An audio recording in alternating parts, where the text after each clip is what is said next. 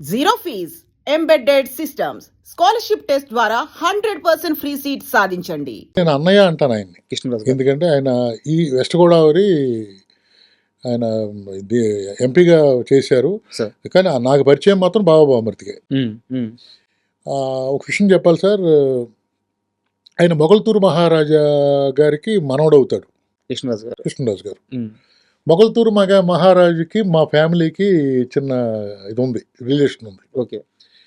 మేము నాది 12వ తరం అండి. ఫస్ట్ తరం ఆయన మళ్ళీ ఇది సెపరేట్ సబ్జెక్ట్ అండి. మరి చెప్పండి పర్లేదు. ఫస్ట్ తరం ఆయన మొగల్తూరు మహారాజా గారితో చాలా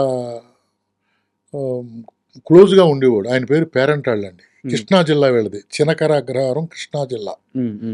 అక్కడ నుంచి వీళ్ళు చాలా ఇంటర్వ్యూలో చెప్పానండి, చాలా పెద్ద స్టోరీ అది. వాళ్ళు మా తాతగారికి, అంటే మా తాతగారి 10వ తరం తాతగారికి మొగల్తూరు మహారాజా గారికి మధ్యలో ఒక ఫ్రెండ్షిప్ ఉంది. ఓకే. ఆ ఫ్రెండ్షిప్ కారణంగానే మాది 3000 ఎకరం అండి. మొగల్తూరు మహారాజా గారు మా ముత్తాతలకు రాసి ఇచ్చారు. 3000 ఎకరం, 3000 ఎకరాల పొలం, 3000 ఎకరాలు. దానికోసం ఇక్కడ షిఫ్ట్ అవ్వమని రిక్వెస్ట్ చేస్తే ఆయన షిఫ్ట్ అయ్యారు. ముగ్గురు బ్రదర్స్లో ఒక బ్రదర్ ఇక్కడ షిఫ్ట్ అయ్యారు. ఓకే. ఇది చాలా ఇంటర్వ్యూలో ఉంది, మళ్ళీ చెప్తే మళ్ళీ రొటీన్ అవుద్దని చెప్పట్లా. ఈ విషయం ఆయన చెప్పాను ఇలా కృష్ణరాజు గారికి, ఇలా జరిగిందంటే అవునయ్యా నేను విన్నాను, బహుశా మా ఇంట్లో పుస్తకాలు ఉండాలి, దాంట్లో కూడా ఉన్నట్టుంది, వెతుకుతానని చెప్పి వెతికారు కానీ దొరకలేదండి. కానీ ఆయన చెప్పిన తర్వాత నాకు, అంటే వాళ్ళు చాలామందికి చేశారు. మొగల్తూరు మహారాజు గారు అసలు మొగల్తూరు మహారాజా మొగల్తూరులో టంకశాల ఉంది, ఎవరికైనా తెలుసా? టంకశాల ఉంది అక్కడ. ఇప్పుడు మన హైదరాబాద్లో టంకశాల ఉంది కదా, అది అక్కడ ఉంది. ఒక 800 సంవత్సరాల క్రితం అక్కడ ఉంది, టంకశాల ఉంది. ఆయన ఆధ్వర్యంలోనే ముద్రయ్యి అంటే రాజులు అంటే వీళ్ళు మామూలు రాజులు కాదు. అయ్యో సార్, అది అక్కడి ఇది చెప్పిన తర్వాత ఆయనకి నేను క్లోజ్ అయ్యానండి. ఆయన ఎటువంటి వాడు అంటే సార్, సూర్యవంశరాజులు అంటారు సార్. రాజుల్లో సూర్యవంశరాజులు, చంద్రవంశరాజులు ఇలా అంటారు కదా సార్. ఒక రాజుగా నేను పెరిగింది చేసింది మా ఊరంతా రాజుల మధ్యనే ఉంటాం. రాజుల్ని వరుసలు పెట్టి చిన్నాన్న, మావయ్య, పెదనాన్నని పిలుచుకుంటూ ఉంటాం. కానీ కృష్ణరాజు గారిలో రాజుల్లో సహజ గుణంతో పాటు ఎక్స్ట్రా గుణం ఏంటంటే, మా కోడైరెక్టరు అనే వాచ్ బాగుంది అన్నాడు, ఇలా తీసి వాచ్ ఇచ్చేసాడు. అబ్బా, ఆయన ఏదన్నా బాగుందంటే ఇచ్చేస్తాడు తీసుకుని. ఇంకెంతకంటే ఏం చెప్పను మీకు నేను. ఇంకోటి, స్పెషల్ భోజనం వచ్చింది ఇంటికాడ నుంచి ఒక 20 మందికి. 20 మందికి 20 మంది తింటారు అది. అంటే సార్ రైస్ అక్కడే ఉంటుంది కదా, చేపల కూర వచ్చిందండి 10-15 మంది సరిపోద్ది, రొయ్యల కూర వచ్చింది 10 మంది సరిపోద్ది. ఆయనతో పాటు బైక్ కూర్చుని భోజనం చేయాలి. ప్రతిరోజు ఐటమ్స్ వస్తాయి. ప్రతిరోజు అట్లీస్ట్ 10 మందికి వస్తారు సార్. ఏదైనా స్పెషల్ అయితే 15-20 మందికి వస్తుంది. కానీ డైరెక్టర్ కంపల్సరీ అక్కడ భోజనం చేయాలి, డైరెక్షన్ డిపార్ట్మెంట్లో అక్కడ భోజనం చేయాలి, హీరో భోజనం చేయాలి, ఆ రోజు హీరోయిన్ కూడా భోజనం చేయాలి. అంటే ఇప్పుడు క్యారవాన్లు వచ్చి ఎవరి క్యారేజ్ అక్కడికి వెళ్ళిపోతుంది సార్. అలా కాదు కదా పూర్వం, అలా కాదు. సరదాగా భోజనం చేసినప్పుడు కలిసే కూర్చునే వాళ్ళం. అంటే ఇప్పుడు మనకి న్యూస్లో ఎక్కడ పెట్టినా ప్రభాస్ గారి భోజనం, ప్రభాస్ గారు ఆ భోజనం పెడతారు, ఈ ఐటమ్ ఎక్కడ పోతుంది, జీన్స్ ఎక్కడ పోతాయి, అది అక్కడి నుంచి వచ్చింది. చిరంజీవి మన కృష్ణరాజు గారి దగ్గర నుంచి వచ్చిందే కదా. నేను బావబాంబర్ చేసినప్పుడల్లా కృష్ణరాజు గారితో నేను చాలా రోజులు భోజనం చేశాను. రావయ్య కూర్చో భోజనం చేయనివాడు. అలాగా కృష్ణరాజు గారి అది ఒక రాశరికం అండి. అది ఒక పద్ధతి, అదొక మహానుభావుడు. అలా రాజులు జనరల్గా అలా ఉంటారు సార్. రాజులు జనరల్గానే అలా ఫుడ్ పెట్టి చంపేస్తారు వాళ్ళు. జనరల్గా చెప్పండి, ఈస్ట్ వెస్ట్ గోదావరిలో రాజులు కాపులు ఫుడ్ పెట్టి చంపుతారు. దాంట్లో కృష్ణరాజు గారు అయితే అసలు ముందు నుంచి వచ్చిన జీన్స్ అండి, అది ముందు నుంచి వచ్చిన జీన్స్. మొగల్తూరు మహారాజు దాన్ని బాగా ఎక్కువ చూసుకున్నాడు సార్. కారణం ఏంటంటే ఆ రిలేషన్ ఉంది కదా, ఇవన్నీ చెప్పాను. నేను టెంపుల్ కట్టాను సార్. అవును, ఆ టెంపుల్ కట్టడానికి కూడా వాళ్ళు పట్టుకొచ్చి పడేసిన రాయికి నేను టెంపుల్ కట్టా. అంటే 300 సంవత్సరాలు, 270 సంవత్సరాల తర్వాత ఆ చెట్టు కింద అక్కడ ఎక్కడ ఉంటే దానికి టెంపుల్ కట్టడం వల్ల, కట్టినప్పుడు కూడా చెప్పాను, ఒకసారి వస్తానయ్యా అని కూడా అన్నాడు ఆయన. ఒకసారి వస్తానయ్యా మీ ఊరు వస్తాను, ఒకసారి నేను తీసుకెళ్ళి కానీ ఆ ఫంక్షన్ రోజున వస్తానన్నాడు. బట్ అది జరగలేదు సార్. ఒక చిన్న డౌట్, మీరు చెప్పిన మాటల్లో నుంచి ఒక క్వశ్చన్ వచ్చింది, మీరేమనుకోవాలంటే అడుగుతారు. చెప్పండి. ఇప్పుడు కృష్ణరాజు గారి తాతలు మీ తాతలకి ఒక 3000 ఎకరాలు ఎప్పుడో ఇచ్చారని చెప్పారు. తర్వాత అవన్నీ మీరు నిలబెట్టుకున్నారా? ఎక్కడ ఉందని ఒక సెంట్ లేదు. ఒక్క సెంట్ లేదు. వాళ్ళు దాంతో కట్టిన మండవాలోగిల్లో మా తాతలు ఓసారి సైక్లోన్ వచ్చిందటండి. సార్. పుట్టకొకటో, చెట్టుకొకటో 5 రోజులు సెటిల్ మీద ఉన్నారంట. హ్మ్. కొంచెం లో మిడిల్ క్లాస్ వాళ్ళు. ఇలా కాదురా అని ముగ్గురు తాతలండి. ఇలా కాదురా అని చెప్పి 1927లో ఒక ఇది కట్టారు. 500 మంది ఎట్ ఏ టైము భోజనానికి లేచిలాగా, ఓకే. ఏదన్నా సత్రంలాగా, పెద్ద సత్రం. ఏదన్నా ప్రాబ్లమ్ వస్తే మన ఇంటికి వచ్చేలాగా. హ్మ్. ఇది కట్టిన తర్వాత 2 సార్లు వచ్చినాయంటండి. అలాగే 500 మందికి ఎంతమంది అంతమంది ఉన్నారు. 4 రోజులు ఇక్కడే భోజనాలు చేశారు. హ్మ్. కానీ నాశనం అయిపోయారండి వాళ్ళు అది కట్టి. కారణం ఏంటంటే అది వాస్తు లేకుండా ఇష్టం వచ్చినట్టు కట్టేశారట. ఓకే. దాన్ని నేను కాపాడి నేను నాశనం అయిపోయాను. సార్. నేను ఈ తాతలు అని చెప్పి నాకు నూరు పోయిస్తారండి. హ్మ్. ఆ తాతలు నాకు ఎక్కేసింది. వాళ్ళ పేరు నిలబెట్టాలని మండవాలోగుల్ని 3 సంవత్సరాల వరకు నేనే నిలబెట్టానండి. హ్మ్. దానికి ఒక పెద్ద ఖర్చుంటది గదా! అసలా నాన్న లేకపోయి అమ్మగారు 11లో కాలం చేశారు. అమ్మగారి కంటే ముందు నాన్నగారు 10 సంవత్సరాలు 7 సంవత్సరాల ముందు కాలం చేశారు. అసలు యాక్చువల్‌గా అప్పటి నుంచే వచ్చేయాలి. నేను ఆ మండవాలోగులు పెట్టిన డబ్బయితే ఇక్కడ నాకు ఒక 7, 8 విల్లాలొచ్చునండి. అబ్బా! 7, 8 ఏంటి సార్ ఎ ఇది సంవత్సరానికి ఎకరం 30,000 టైంలో చుట్టూ ప్రహరీ పెడతానికి 2,00,000 అయింది. ఎన్ని ఎకరాలొచ్చును? సిమెంటులు చేయడానికి 1,50,000 అయింది. ఎన్ని ఎకరాలొచ్చును? అలా లెక్కేసుకుంటే నా ఆస్తి ఎంతుండును? ఆ మండవాలోగులి మీద ప్రేమతోటి మా తాతలు కట్టించారు. ఆహా! ఓహా! అని చెప్పి క్షవరం అయ్యే వరకు వివరం రాలేదు. హ్మ్. వివరం వచ్చేసరికి ఏమీ లేదు. కానీ మంచి పనికే వాడారు గదా సార్. మంచి పనని అనరండి. బలిసేల్సాడు ఈడు. హ్మ్. ఆళ్ళకి లేనిది ఈడికెందుకు? హ్మ్. వీళ్ళ తాతల పేరు నిలబెడతాం అంటే ఏంటి? అవసరమా ఈడికి? సార్. అంటారు కదా సార్! అదే జరిగింది. కానీ మొన్న తీసేసాను సార్ ఆ మండపంలోకి. అంటే తీసేయటం అంటే ఇంకా తట్టుకోలేకపోవటం ఒకటి, పడిపోతూ వస్తుంది. హ్మ్. అంటే అది అందరూ కలిపి చేయాలి గానీ ఒక్కడినే చేయలేను కదా! సార్. అందుకని చెప్పి డిమాలిష్ చేసేసానండి. ఓకే. ఎప్పుడన్నా ప్రభాస్ గారిని కలిసారా మీరు? నేనెప్పుడు కలలేదు సార్ ఆయన. ఓకే. ఎప్పుడు కలలేదు. ఆయనకి ఇదంతా తెలుసా అసలా? తెలీదండి. తెలీదు. తెలిసుండదు. ఇది మీ ద్వారా ఏదైనా తెలిసుంటే నేను ఇంటర్వ్యూలో చెప్పానండి అసలు ఎలాగా మొగల్తూరు మహారాజా గారికి మాకు అదేం చెప్పమంటారండి? మీరు కూడా వినండి. మీరు మరి ఇంటర్వ్యూలో చూడండని దానికంటే ఒకవేళ మీరు ఏసినా ఏయకపోయినా మొగల్తూరు మహారాజా గారు మొగల్తూరు నుంచి బయలుదేరి గణపురం 8 కోటలున్నాయండి వెస్ట్ గోదావరిలో. సార్. 8 కోటలు ఆయన ఆధ్వర్యంలోనే ఉండి. సార్. ఆయన అయ్యప్పరాజు గారు ఆయన పేరు. మొగల్తూరు అప్పుడు అయ్యప్పరాజు. ఆయన వెళ్తా ఉంటే మధ్యాహ్నం 12 గంటలకి డేరా ఏశారు. పల్లకీలో వెళ్తున్నాడు ఈయన. హ్మ్. గుర్రాలతో వచ్చారు. నలుగురు రాజుగారికి డేరా ఏశారు. వాళ్ళు డేరాలేసుకున్నారు. ఈయనకి భోజనం పెట్టారు. పడుకొని లేచిన తర్వాత ఒక ముంతలో మజ్జిగొచ్చింది. హ్మ్.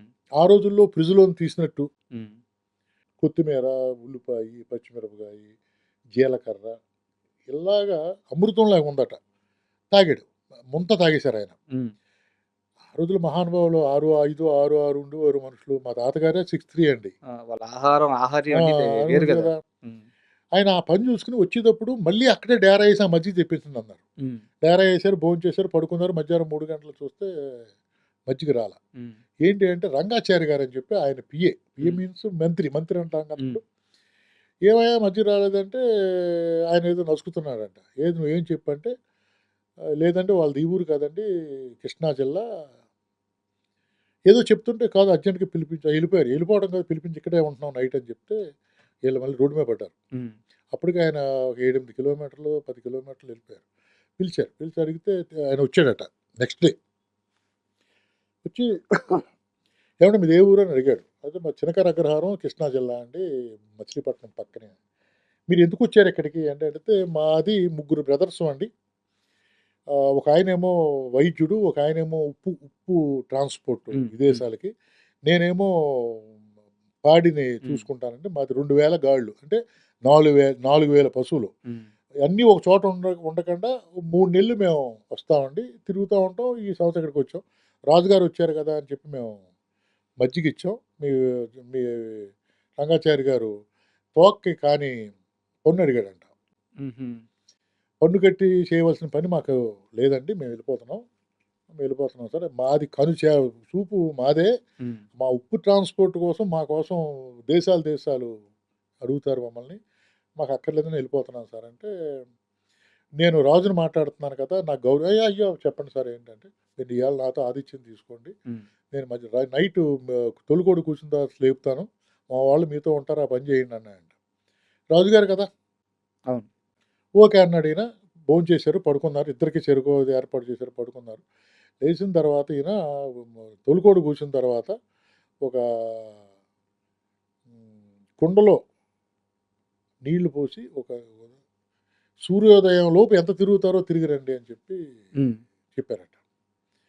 ఈయన తిరిగినప్పుడు సూర్యోదయాన్ని తిరిగి మొత్తం అంతా వెనకాల ముగ్గు వేసుకుంటూ వచ్చారట. ఉమ్, అదే 3,000 ఎకరం. ఓకే. ఇది మీదే అన్నాయంట. ఓకే.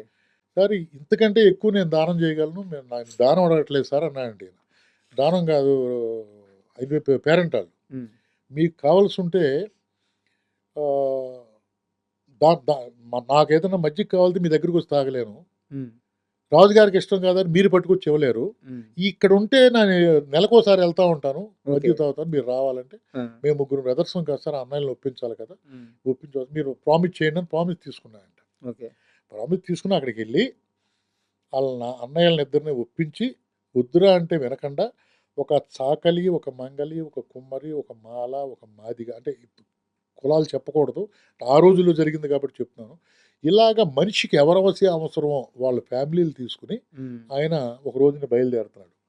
బయలుదేరుతుంటే రేపు దసరా రోజుని అక్కడ వెళ్ళిపోవాలి, అక్కడ కొబ్బరికాయ కొట్టాలి.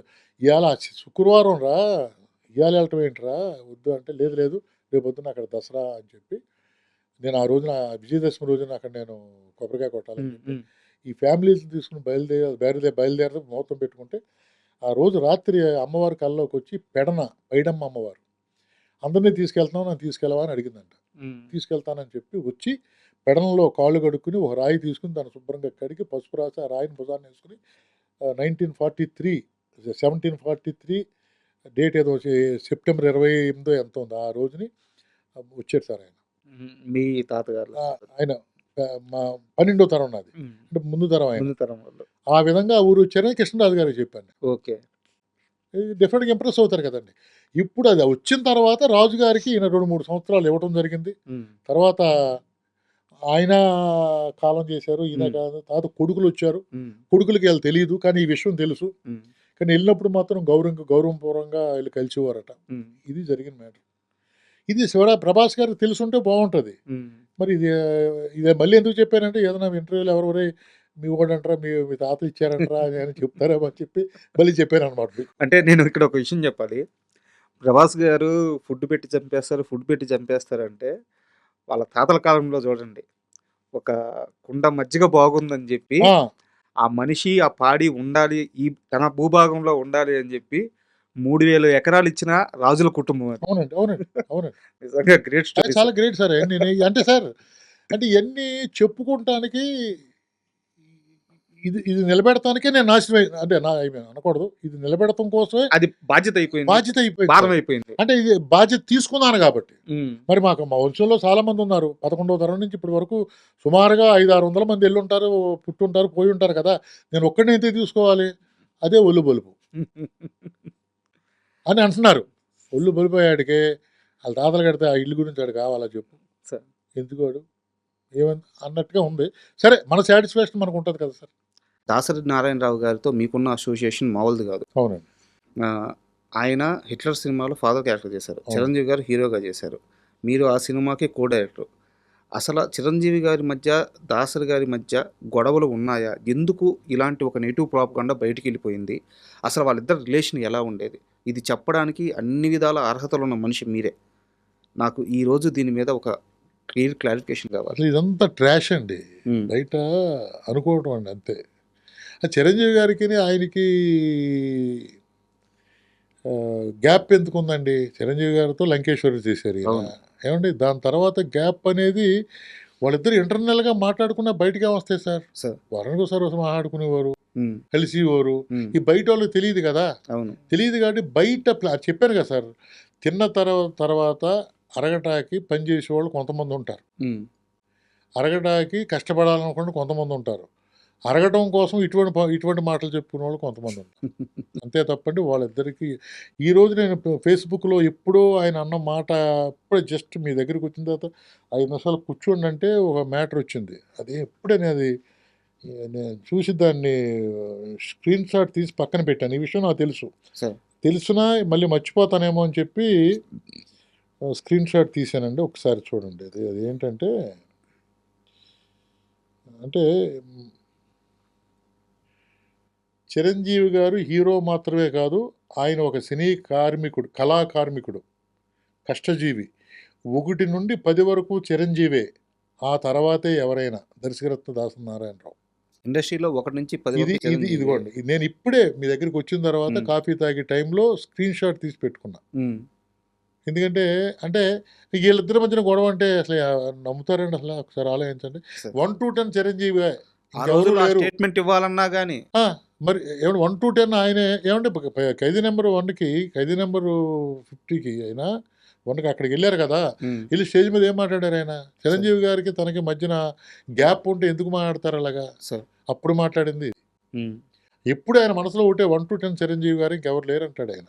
సార్. మరి వాళ్ళిద్దరి మధ్యన గ్యాప్ వచ్చింది, ఇద్దరు తిట్టుకునేవారు, ఇదే అది అంటే ఎంతవరకు కరెక్ట్ అండి? కరెక్ట్ కాదు సార్ అది. అది క్లియర్గా చెప్పే మనిషి లేకుండా పోయాడు సార్. అది నేను చెప్తున్నాను కదా, వాళ్ళిద్దరి మధ్య ఏ గ్యాప్ లేదు, అది మాత్రం కన్ఫర్మ్. ఎందుకంటే వాళ్ళ ఫ్యామిలీకి వీళ్ళ ఫ్యామిలీకి అల్లు రామలింగయ్య గారు, మన ఎవరు అరవింద్ గారు చిన్నప్పటి నుంచి తిరిగినది అంత అటువంటి ఫ్యామిలీలో ఎందుకు వస్తుందండి సార్? అంటే రోజు భుజాల మీద తిరగకపోవచ్చు సార్, కానీ ఇద్దరు రిలేషన్షిప్ ఎందుకు పోద్దండి? ఇప్పుడు ఎక్కడైనా గొడవ పడ్డారా? లేదు కదా. అవును. ఏదో మాట అనుకున్నారా? లేదు కదా. అవును. మరి ఎందుకు వెళ్ళి డిసైడ్ చేసేస్తారు ఎవరి మట్టుకాళ్ళు వాళ్ళిద్దరికి గొడవలు ఉన్నాయి, వాళ్ళిద్దరికి గ్యాప్ ఉందని? కరెక్ట్ కాదు కదా సార్. నాకైతే మాత్రం నాకు తెలుసు ఉండగా వాళ్ళిద్దరికి ఏ గ్యాప్ లేదనేది నాకు తెలుసు సార్. ఎందుకంటే దాసనారాయణరావు గారు మినిస్టర్ అయిన కాడి నుంచి ఆయన పోయే వరకు ఆయన పక్కనే ఉన్నాను. హాస్పిటల్లో 80 రోజులు నేనే ఉన్నాను. A to Z ఆయనకు వాట్ ఈజ్ వాట్, ఆయన విషయాలన్నీ తెలుసు, ఆయన ఫ్యామిలీ విషయాలన్నీ తెలుసు నాకు. సార్. ఆయన కొన్ని విషయాలు ఎవరికీ చెప్పని విషయాలు నాకు చెప్పిన రోజులు ఉన్నాయి. సార్. కాబట్టి ఆయన ఎప్పుడు చూసినా సార్ ఆయన ఒక విషయం చెప్పాలి సార్ ఆడియన్స్కి. రాత్రి 2:30, 3 వరకు సినిమాలు చూసేవారండి ఆయన, దాసరి గారు. దాసరి గారు. అప్పటి వరకు మేము ఉండేవాళ్ళం, నేను రాజేంద్ర. ఆయన వెళ్ళమని వరకు వెళ్ళేవాళ్ళం కాదు. సార్. ఇంకా బయలుదేరండి అయ్యా అనేవారు 2:30కి, 2:30కి. ఇప్పుడు ఎప్పుడన్నా ఆయన చిరంజీవి గారు సినిమా చూశారనుకోండి, సార్, కష్టపడ్డాడయా ఇలాగనేది. ఎవరు లేరు అంత కష్టపడ్డ వ్యక్తి, అంత కష్టంతో పైకి వచ్చిన మనిషి. ఓపెన్గా చెప్పేవారు. ఓపెన్గా మాతో సపోజ్ ఆ సినిమా అప్పుడే ఇన్సిడెంట్ జరిగింది అనుకోండి, అది కూడా గుర్చేసేవారు. అప్పుడు అలా జరిగింది, ఇలా జరిగింది. వాళ్ళిద్దరి మధ్యన గొడవలు అనేది అంత ట్రాష్ అనేది నమ్మొద్దు సార్. సార్, ఇంకో కాంట్రవర్సీ కూడా దాసరి గారి చుట్టూ నడుస్తూ ఉంది.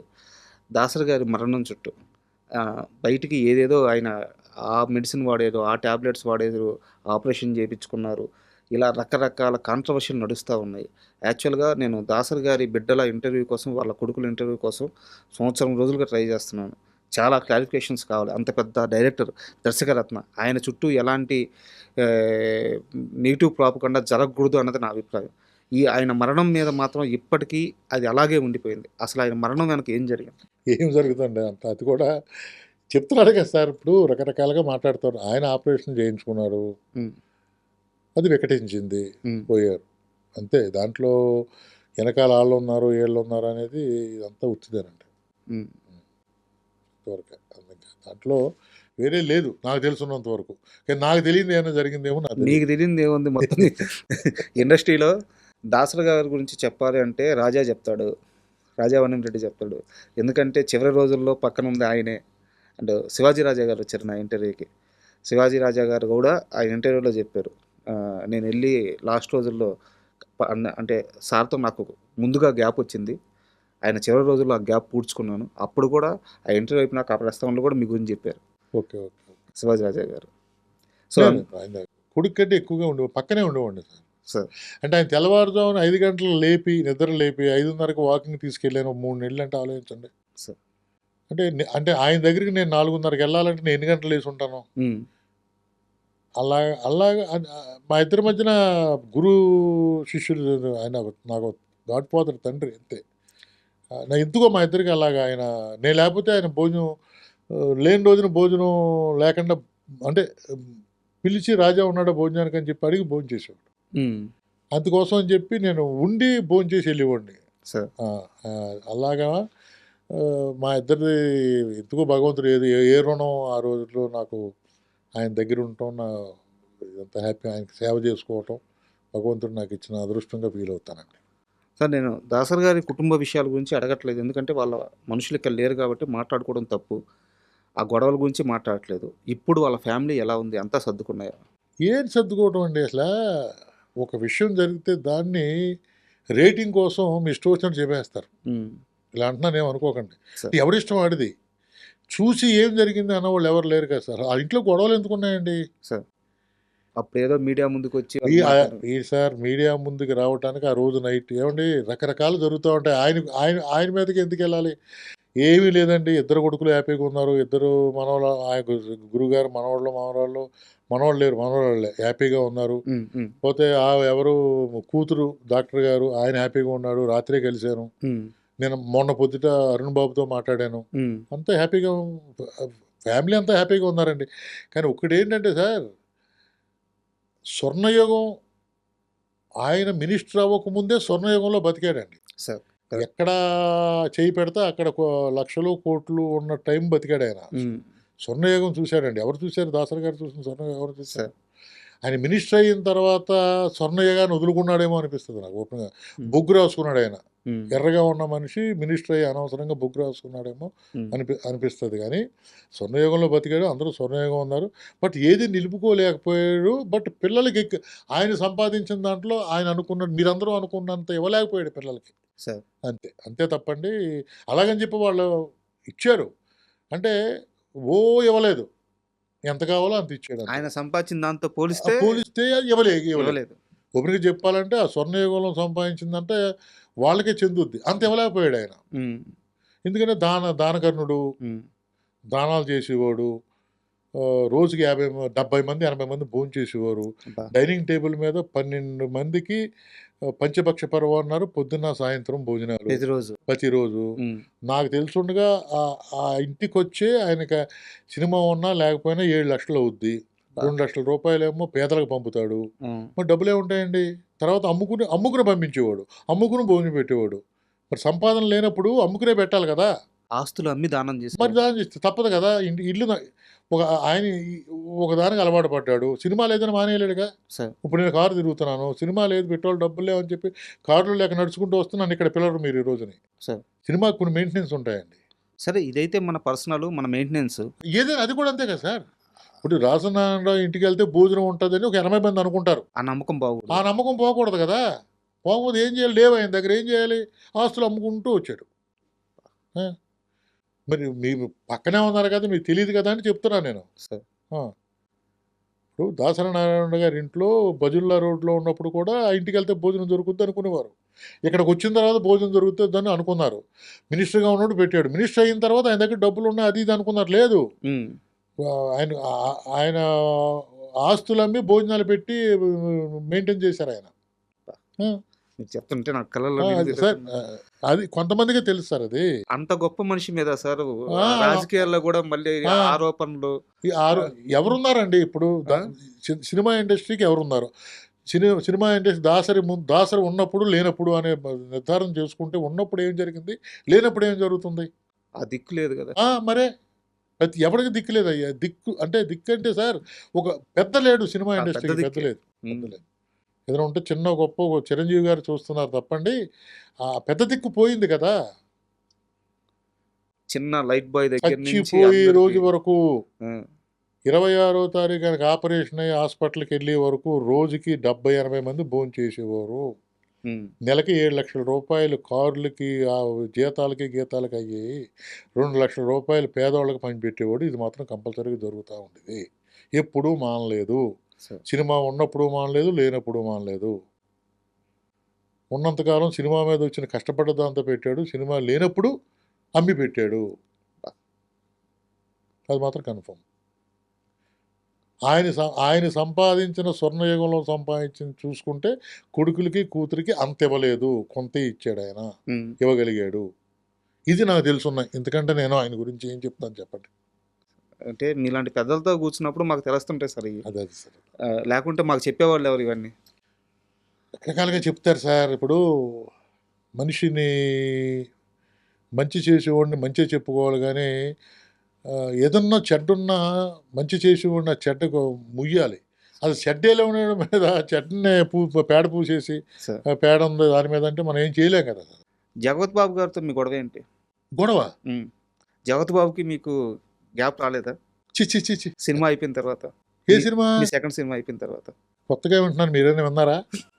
చెప్పండి ఏంటంటే. మీ రెండో సినిమా జగపతి బాబు గారితో అవునండి, రెండు సినిమా జాదబాబు శ్రీకాంత్ గారు.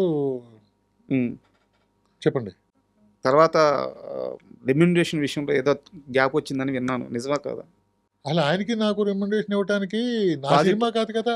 మీరు నిర్మాత కాదు, ఆ, బట్ మీరు డైరెక్టర్. సినిమాకి ఇష్యూస్ అయినాయి అని చెప్పి విన్నాను, చీ చీ చీ. లేదా? ఇప్పటికీ ఆ రోజు ఎంత ప్రేమగా ఉన్నారో ఆయన ఇదే ప్రేమగా మాట్లాడతారు. ఏ రోజు ఏం చేస్తున్నావు, ఉమ్, ఎక్కడ ఉన్నావు, పిల్లలు ఏం చేస్తున్నారు, ఉండేది ఎక్కడ, ఇలాగే మాడతారు ఆయన. సార్ ఎప్పుడు ఫస్ట్ టైం వింటున్నాను గ్యాప్ అనేది, ఫస్ట్ టైం వింటున్నాను. ఇంతవరకు మా ఇద్దరికి ఇండస్ట్రీలో ఎవరితో గ్యాప్ లేదు సార్, నాకు నమ్ముతారా? ఉమ్. ఉమ్.